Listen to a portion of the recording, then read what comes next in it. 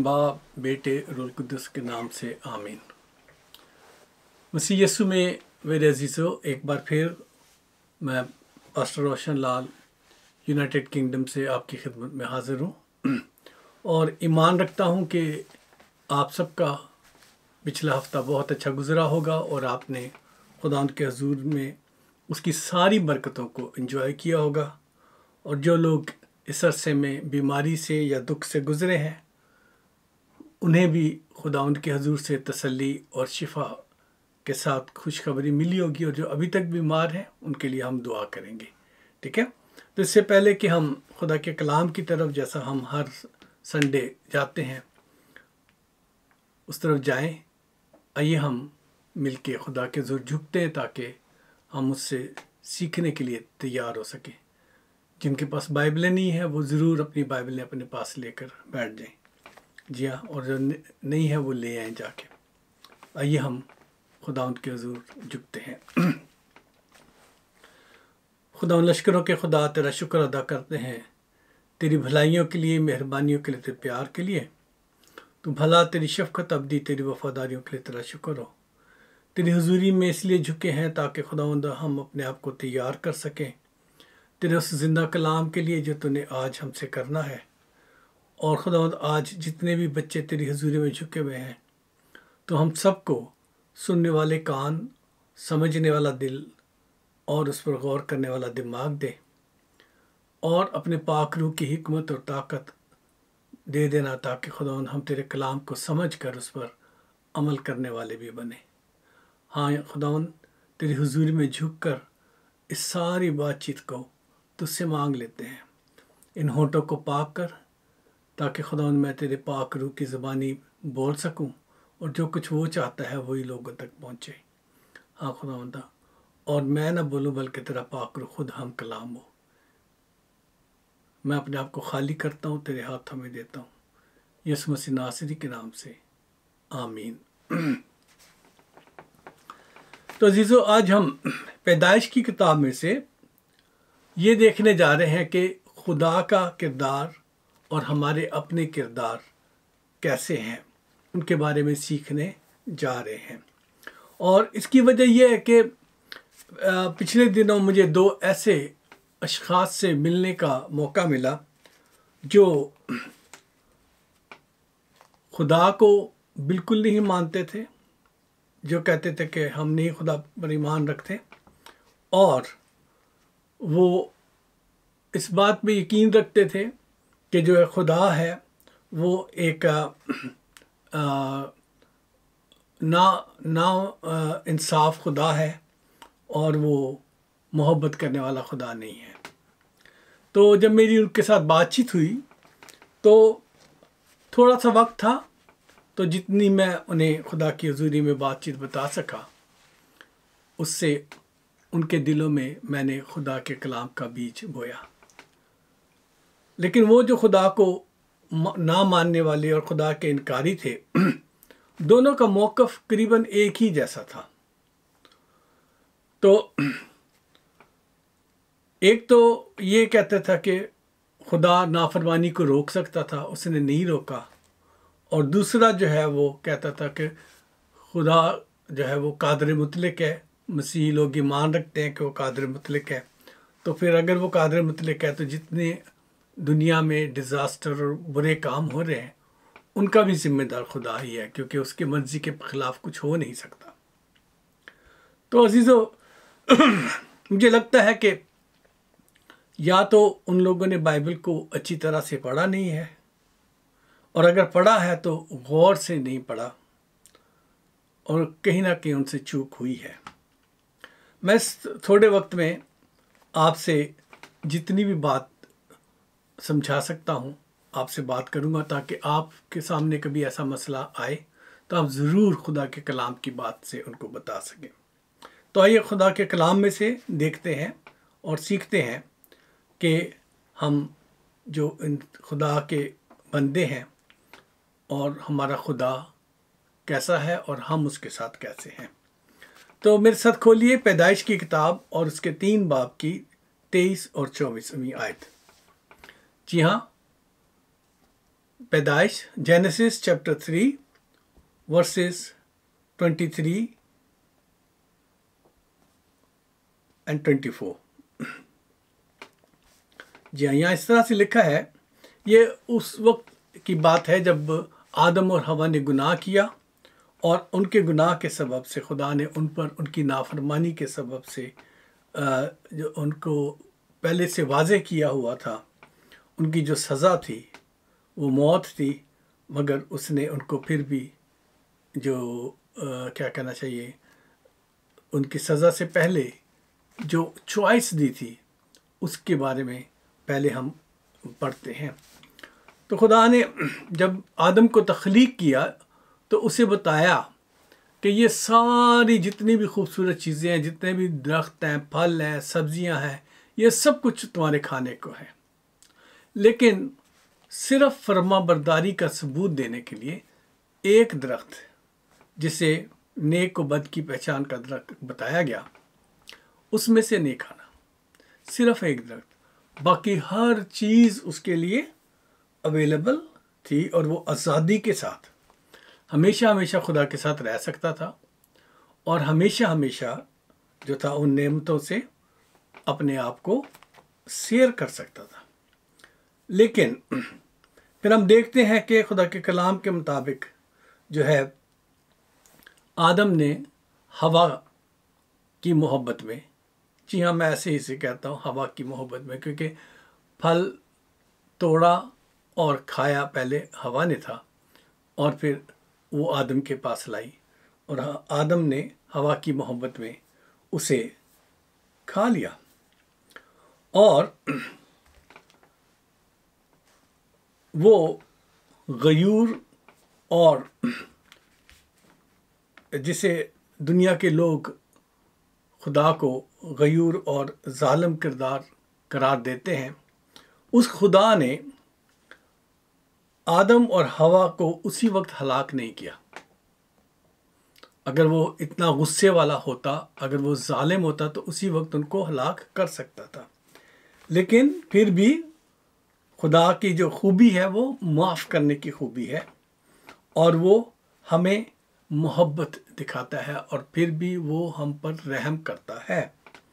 और उसने उन्हें सिर्फ और सिर्फ ये किया कि अपनी हजूरी से दूर उस बाग में से बाहर निकाल दिया ताकि वो खुद अपनी मेहनत की पैदावार से वो ज़िंदा रह सकें और ख़ुद सब्ज़ी उगाएं और ख़ुद मेहनत करें ताकि उन्हें पता चले। लेकिन उसकी मोहब्बत और उसका जो सब्र था, उसने इस तरह से ज़ाहिर किया कि जब आदम बाहर बाग़ अदन से निकाल दिया गया तो उस पर खुदा ने अपना फजल किया, रहम किया और उस पर वो सब कुछ किया जिसके सबब से वो ज़िंदा रह सके। जी हाँ, जो आयत मैंने आपके सामने रखी है वो मैं आपके सामने पढ़ता हूँ। 23 आयत में लिखा है, इसलिए कि खुदा ने उसको बाग़ अदन से बाहर कर दिया ताकि वो उस ज़मीन की जिसमें से वो लिया गया था खेती करे। चुनाचे उसने आदम को निकाल दिया और बाग़ अदन के मशरिक़ की तरफ करूबियों को और चौगर्द घूमने वाली 16 जन तलवार को रखा कि वो ज़िंदगी के दरख्त की राह की हिफाजत करें। जी हाँ अज़ीज़ों, क्योंकि खुदा ने उसे उस घर से जो इत्मीनान का, तसल्ली का और सारी नेमतों को एंजॉय करने की जगह थी, बाग़ अदन से निकाल दिया था। लेकिन उसने अपनी रहमत, अपनी बरकत और अपनी मेहरबानी जो थी उस पर जारी रखी। कैसे? अगर हम मत्ती रसूल की इंजील में देखें और उसके 5 बाब की 44 और 45 आयत में मसीह यीशु ने इसे बड़ी अच्छी तरह से वाज़े किया है। वहाँ लिखा है, खुदा का कलाम फरमाता है, जी हाँ, मैथ्यू चैप्टर 5 वर्सेस 44 एंड 45। वहाँ लिखा है, लेकिन मैं तुमसे कहता हूँ, ठीक है, मसीह यीशु फरमाते हैं, मैं तुमसे कहता हूँ कि अपने दुश्मनों से मोहब्बत रखो और अपने सताने वालों के लिए दुआ करो ताकि तुम अपने बाप के जो आसमान पर हैं बेटे ठहरो, क्योंकि वो अपने सूरज को बदों और नेकों दोनों पर चमकाता है और रास्तबाजों और नारास्तों दोनों पर मींह बरसाता है। अजीजों, अगर आदम जब वहाँ से बाग अदन से निकला था, हल चलाता रहता ज़मीन में, तो क्या सब्जियां उग जानी थी? नहीं। खुदा ने उसे बीज भी मुहैया किया। खुदा ने उसे वो जब हल चलाया तो खुदा ने उसे उस पर मींह बरसाया, बरकत का मींह बरसाया, ताकि वो जिंदा रह सके। इसलिए हम खुदा को जालिम नहीं ठहरा सकते, इसलिए हम खुदा को जालिम नहीं ठहरा सकते। लेकिन इस चीज़ को इस तरह से हम सीख सकते हैं कि खुदा बाप ने उस वक्त आदम और हवा को बिल्कुल छोड़ नहीं दिया था। बिल्कुल he did not abandon them completely. He was still there and he was still helping them. मगर सिर्फ अपनी हजूरी में से, उस आरामदेह जिंदगी में से उनको उस नाफरमानी के सबब से निकाल दिया। उसकी वजह ये बताई गई है खुदा के कलाम में, पैदाइश 3 बाब की 17 आयत। जी हाँ, जेनेसिस चैप्टर 3 वर्सेस 17 में इस तरह लिखा है, और आदम से उसने कहा, चूंकि तूने अपनी बीवी की बात मानी और उस दरख्त का फल खाया जिसकी बाबत मैंने तुझे हुक्म दिया था कि उसे ना खाना, इसलिए जमीन तेरे सबब से लानती हुई। Who was the curse? Who under the curse? Earth was on the curse because of the sin of Adam. So मुशक्कत के साथ तू अपनी उम्र भर उसकी पैदावार खाएगा। Now you are going to eat the fruit of your labor. अपनी मुशक्कत के साथ उस रोटी को तू खाएगा। इसलिए आदम को मुशक्कत की रोटी खाने की सज़ा हुई थी, और ताकि वो अपने पसीने की रोटी खा सके, उसको पता चले कि कितनी मेहनत लगती है ये सब कुछ करने के लिए। आज भी अगर हम यूरोप के मुल्कों में देखें, यूके में देखें, तो बाज़ मुजरिम जो हैं, जो कोई ऐसी गलतियां करते हैं या कुछ उनकी सज़ाएं इस तरह की देते हैं कि उन्हें कम्युनिटी सर्विस की सज़ा दे दी जाती है। तो कम्युनिटी सर्विस में क्या है कि उन्होंने उस इलाके के लोगों की खिदमत करनी होती है, अपने आप को बताना होता है कि मैं अभी तो आपका खादम, अब मैं आपके साथ झगड़ा करने वाला या आपका नुकसान पहुंचाने वाला या आपकी चोरियां करने वाला नहीं हूँ, बल्कि मैं आपका खादम हो गया हूँ।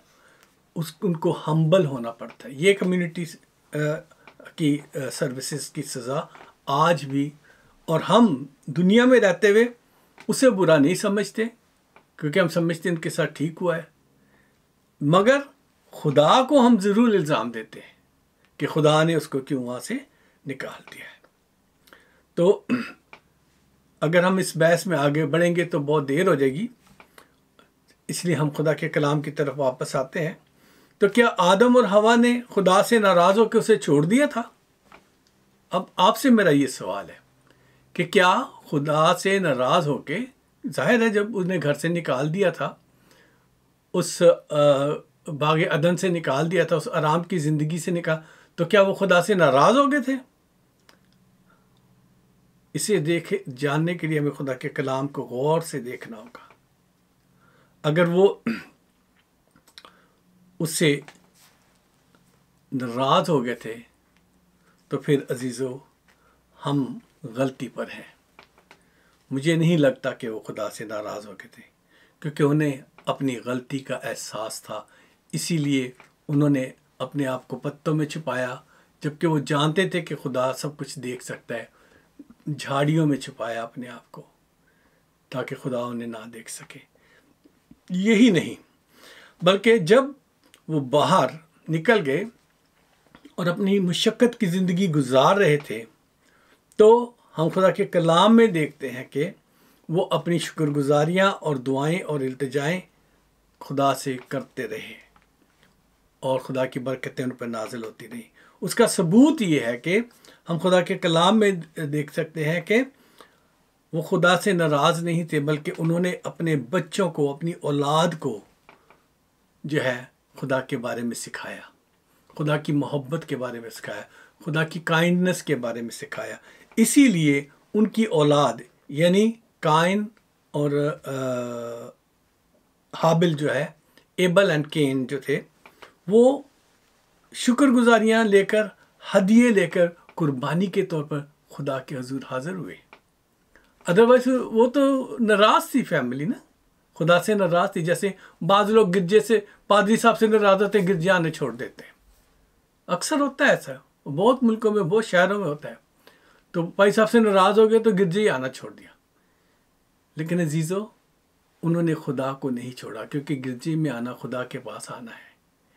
आदम और हवा ने खुदा को नहीं छोड़ा, बल्कि अपने बच्चों को सिखाया कि यही वो शख्सियत है, यही वो कादर मुतलक है जिसके सबब से अभी आप हमारी ज़िंदगी में आए हो।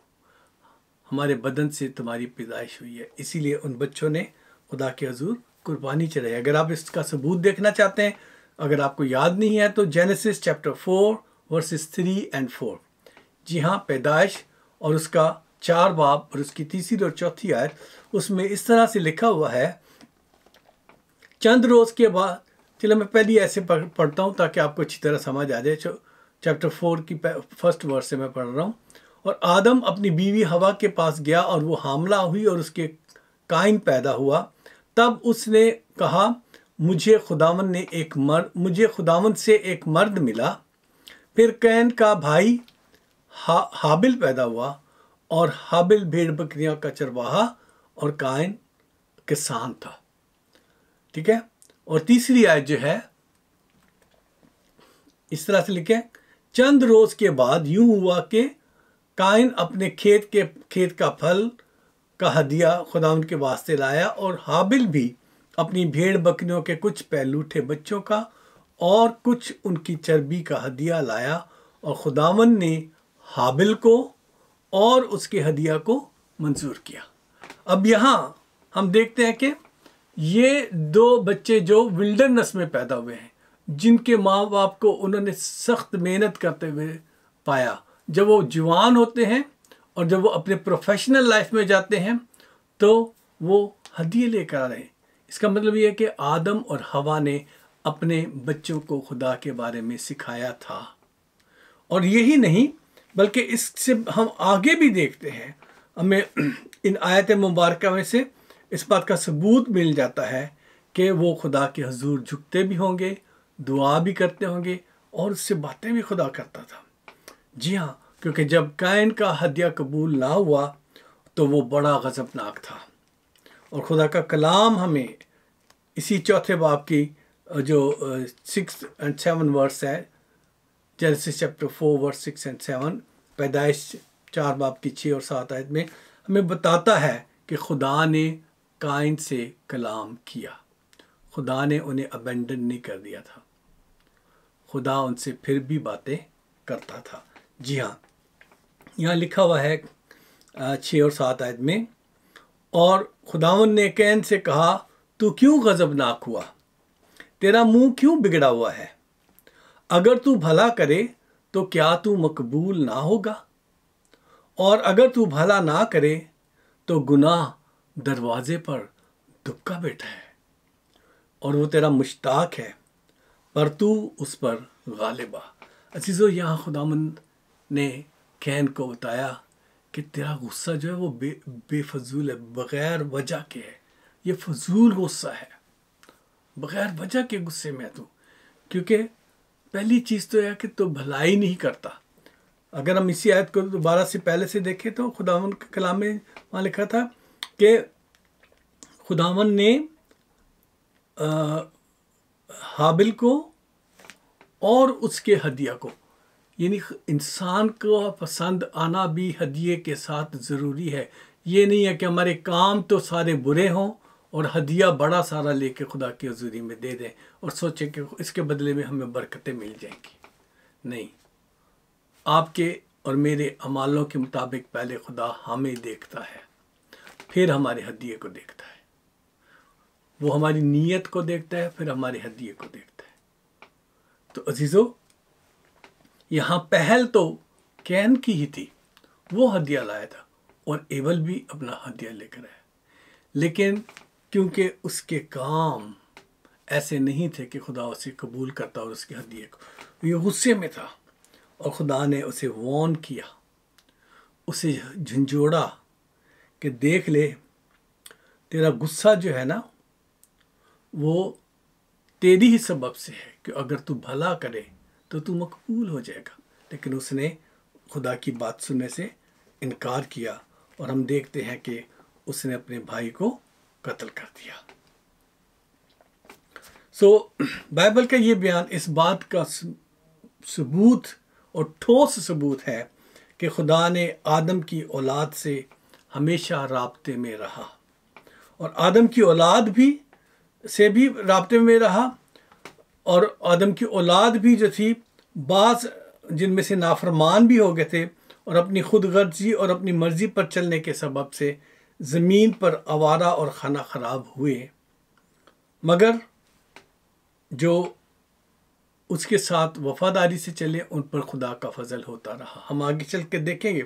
लेकिन जो दुनिया में खाना ख़राब और आवारा लोग हो जाते हैं वो अपनी ही खुदगर्जी के सबब से, अपनी ही क्या मर्जी पर चलने के सबब से, इन सेल्फिशनेस और सेल्फ डिज़ायर्स को जो प्रायोरिटी देते हैं, वो लोग जो थे उनकी ज़िंदगियां ऐसी हैं। क्योंकि अगर आप देखना चाहते हैं पैदाइश और उसके 4 बाब की 11 आयत में ये बात लिखी है और यहाँ लिखा, और अब तू ज़मीन की तरफ से लानती हुआ। पहले आदम के गुनाह की वजह से ज़मीन लानती हो गई थी, अब इसके गुनाह के सबब से, कैन के गुनाह के सबब से क्या हुआ कि ये लानती हो गया। जब इंसान लानती हो जाता है तो फिर वो आवारा हो जाता है, फिर वो खाना ख़राब हो जाता है, वो घर उसका रहता नहीं है, दर दर भटकना फिर पड़ता है उसको। जी हाँ, ये खुदा का कलाम कह रहा है, मैं नहीं कह रहा। इंसान लानती हो जाता है जब वो खुदा के हुक्मों को सुनकर समझकर टाल दे। तो जिसने अपना मुंह पसारा कि तेरे हाथ से तेरे भाई का खून ले ले, अब ज़मीन जो है वो इसको लानती ठहराई। इसीलिए जब तू ज़मीन को जोतेगा तो वो अब तुझे पैदावार ना देगी और ज़मीन पर तू खाना ख़राब और आवारा होगा। जी हाँ, 12वीं आयत है ये, खाना ख़राब और आवारा होगा। खाना का मतलब है घर, यानी तेरा घर हमेशा ख़राब रहेगा और तू आवारा फिरेगा। ये उसकी सज़ा हुई थी। लेकिन जब खुदा ने आदम को एक और बेटा दिया, यानी एक बेटा जिसका नाम सीत था, तो उस वक्त हवा ने खुदा से ये कहा, खुदा का कलाम हमें बताता है कि 25वीं आयत से 25 में, और आदम फिर अपनी बीवी के पास गया और उसके एक और बेटा हुआ और उसका नाम सीत रखा। और वो कहने लगी, यानी हवा कहने लगी, अम्मा हवा कहने लगी, खुदा ने हाबल के एवज जिसको कैन ने कत्ल किया मुझे दूसरा फर्जंद दिया। So Seth was the replacement of Cain. This is what this Eve was thinking. तो वो जो रिप्लेसमेंट मिली उसके बारे में लिखा है कि और सीत के यहाँ भी एक बेटा पैदा हुआ जिसका नाम उसने अनूस रखा, और उस वक्त से लोग यहोवा का नाम लेकर दुआ करने लगे। लेकिन इस सीत की माँ बाप ने तरबियत खुदा के कलाम के मुताबिक की और वो बड़ा हुआ, फिर उसके औलाद हुई और वो भी खुदा के साथ चलने वाली थी। और उस अनूस ने लोगों को जो अपने बाप से सीखा था, अपनी माँ से सीखा था, लोगों को यहोवा का नाम इंट्रोड्यूस कराया बाइबल के मुताबिक। He was the one who introduced the name Jehovah to the world.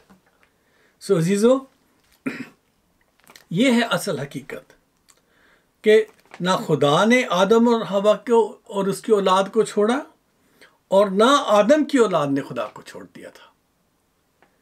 इसलिए कहीं भी नाइंसाफ़ी खुदा की नज़र नहीं आती, और इसीलिए कहीं भी हमें आदम और हवा ऐसे नज़र नहीं आते कि वो खुदा से नाराज़ होके खुदा को छोड़ गए, उसके हुजूरी को छोड़ गए थे।